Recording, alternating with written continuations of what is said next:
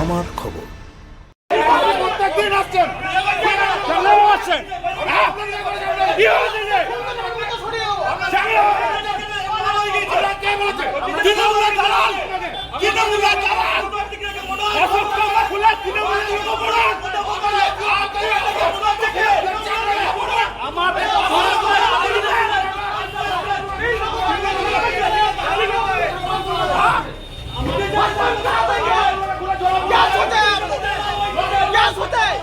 Trinamool party office में जाकर कलम पीट रहे हम लोग तृणमूल पार्टी ऑफिस में जाकर कलम खेलने तो नहीं लग रहा था। क्या काम कर रहे हैं अब कलम खेला था तृणमूल पार्टी ऑफिस में? क्या मेरा बूथ तो चमकाने के लिए आए हैं आप? जहाँ चमकाना आप लोग कहाँ से आए? आप लोग कहाँ पोस्टेड है? आप लोग कहाँ पोस्टेड है? क्या नाम है आपका? आपका नाम क्या है?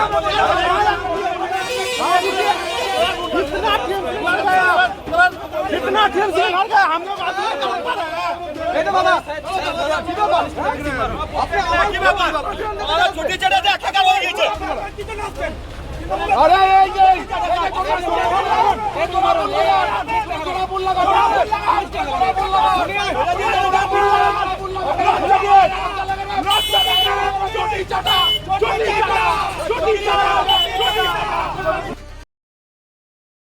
বিধানসভা নির্বাচনের প্রচার ঘিরে ফের উত্তপ্ত হয়ে উঠল সিউড়ি। বিজেপি প্রার্থী জগন্নাথ চট্টোপাধ্যায়ের বিরুদ্ধে কেন্দ্রীয় বাহিনী ও পুলিশের সঙ্গে রাস্তায় দাঁড়িয়ে বচসা হুমকি দেওয়ার অভিযোগ উঠল।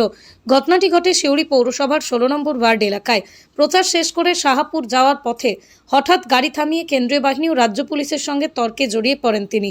অভিযোগ, ওই সময় বাহিনীকে ধমক দিতেও দেখা যায় প্রার্থীকে। এ প্রসঙ্গে জগন্নাথ চট্টোপাধ্যায়ের দাবি, তার দলের বুথের সভাপতি ও কর্মীদের বাড়িতে গিয়ে পুলিশ হুমকি দিচ্ছে যাতে তারা ভোটের দিন বাইরে না বেরোয়।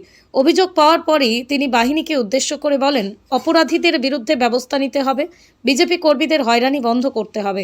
পাশাপাশি তিনি জানান, বিষয়টি নির্বাচন কমিশনের নজরেও আনা হবে। ये चोर है, ये लोग सबसे बड़ा चोर है वेस्ट बंगाल का। आप समझ लीजिए, ये सबसे बड़ा चोर है। कितने क्या क्या लोग हैं आप लोग? मालूम है? देख लिया लोगों को, ये लोग खड़ा है, ऐसा पुलिस वाला है, चोर है ये लोग। যে অরিজিনাল যারা ক্রিমিনাল আছে সেখানে যান। ও তৃণমূলের পার্টি অফিসে লেগে ক্যারাম খেলছে, ভারতীয় জনতা পার্টির বুথ প্রেসিডেন্টকে সে চমকাবে, তাই আমরাও চমকে ওদের বাড়ি পাঠিয়ে দিয়েছি। এই পরিস্থিতি যদি তৈরি হয়, নির্বাচন কমিশন অবধি যাবো, মুখ্য নির্বাচন কমিশনার অবধি যাবো, এই সব কটাকে হাঁটাবো। 3 জনকে অলরেডি সাসপেন্ড করিয়েছি পার্টি অফিসে ক্যারাম খেলার জন্য। দেখুন, 16 নম্বর ওয়ার্ডের আমাদের একটি বুথের বুথ প্রেসিডেন্ট, হঠাৎ করে আমরা শুনি যে সিউড়ি থানার পুলিশ কেন্দ্রীয় বাহিনী নিয়ে সেই বুথ প্রেসিডেন্টকে চমকাতে গেছে। খবর আসার সঙ্গে সঙ্গে আমরা যাই, দেখি যে সত্যিই তাই, সেখানে কেন্দ্রীয় বাহিনী এসে আমাদের বুথ প্রেসিডেন্টকে চমকাচ্ছে। আমরা বলি যে আপনাদের কাজ কি তৃণমূল পার্টি অফিসে ক্যারাম খেলা আর বিজেপির বুথ সভাপতিদের চমকানো? তো সিউড়ি পুলিশের যে অফিসার, আমি এটা নিয়ে অবজারভারদের কাছে কমপ্লেন করেছি, পুলিশ অবজারভারকে কমপ্লেন করেছি, জেনারেল অবজারভারকে কমপ্লেন করেছি, থানায় কমপ্লেন করেছি। প্রতিদিন কি বিজেপির বুথ সভাপতিদেরকে চমকানো কাজ কি? এটা তৃণমূল যেটা পারছে না সেটা কি পুলিশ করছে? ফার্দার যদি এটা হয় তাহলে আমরা এখানে যে পুলিশের যে অফিসাররা আছে এবং যে পুলিশ অফিসার এসব নিয়ে যাচ্ছেন তার বিরুদ্ধে আমরা স্পেসিফিক কমপ্লেন আজকে কমিশনের কাছে করছি। ইচ্ছাকৃতভাবে করছি, কোনো পলিটিক্যাল ইন্টেলিজেন্স না নিয়ে। আমাদের রাজনৈতিক কর্মী সবার বিরুদ্ধে মামলা থাকে, তা বলে এসে তাকে বাউন্ড ডাউন করে বলবে যে আপনি ভোটের দিন বেরোবেন না, ভোট করবেন না, আমার বুথ সভাপতি ভোট করবে না। এই জিনিস এখানে চলবে না। ক্যারাম খেলছিল, অভিযোগ করেছিলাম, সাসপেন্ড হয়েছে। এরাও যদি বাদরামি করে এদেরকেও কিন্তু পরিস্থিতি সামনাসামনি করতে হবে। এবারের ভোট হবে অন্যরকম ভোট, এবং কেন্দ্রীয় বাহিনী তো বাইরে থেকে এসছে, তারা তো জানে না, তাদেরকে ভুলভাবে সিউড়ি থানার পুলিশ পরিচালিত করছে। আমরা আজকে একটা ওয়ার্নিং বেল বাজালাম, যদি এর পরেও ফার্দার এরকম ঘটনা ঘটে তাহলে আমরা প্রয়োজন হলে চিফ ইলেকশন কমিশনারের কাছে আমরা যাব। অন্যদিকে তৃণমূল কংগ্রেসের পক্ষ থেকে পাল্টা কটাক্ষ করা হয়েছে। দলের জেলা সহ সভাপতি মলয় মুখোপাধ্যায় বলেন, বিজেপি কেন্দ্রীয় বাহিনীকে নিজেদের দলীয় কর্মী ভেবে নিচ্ছে। তার দাবি, বাহিনী নিরপেক্ষভাবে কাজ করলেই বিজেপি অভিযোগ তুলছে। এই ঘটনাকে ঘিরে সিউড়ি বিধানসভা এলাকায় রাজনৈতিক চাপানুতর তীব্র হয়েছে। তো বিজেপি যা শুরু করেছে, কেন্দ্রীয় সরকারের পুলিশটাকে বিজেপির দলের কর্মী বা আরএসএস এর কর্মী ওরা ভাবতে শুরু করেছে।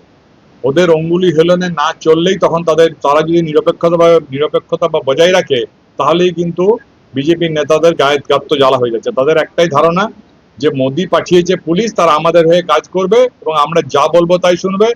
এসআইআর এ ভোট লুট করেছে, এইভাবে আরেকবার ভোট লুট করে আমরা তৃণমূলকে হারাবো। আরে এটা তো অত সহজে সম্ভব কখনো? এটা সম্ভব নয়। মানুষ তার যোগ্য জবাব দেবে। দেখুন, এই জিনিসটা মানুষ প্রকাশ্যে দেখছে যে ওরা এখনো ক্ষমতা থেকে বহু দূরে, দিল্লি ওদের অধরাই আছে এখনো, রাজ্য দিল্লি। কাজেই সেই জায়গায় দাঁড়িয়ে ওরা যেন তেন প্রকারেণ মানুষের কাছে প্রমাণ করতে চাইছে যে আমরা কত বড় মস্তান, কত বড় নেতা। সেইটার প্রতিপন্ন করার জন্য কেন্দ্রীয় সরকারের পুলিশ, যাদিকে রক্ষণাবেক্ষণের জন্য কেন্দ্র পাঠিয়েছে বিজেপির ছেলেদিকে, তারা যদি নিরপেক্ষতা বজায় রাখছে, তখন জগন্নাথবাবু রাগ হয়ে যাচ্ছে, তিনি যা উল্টোপাল্টা বকছেন। কাজে এই জিনিস বেশি দিন চলতে পারে না, মানুষ তার যোগ্য জবাব দেবে।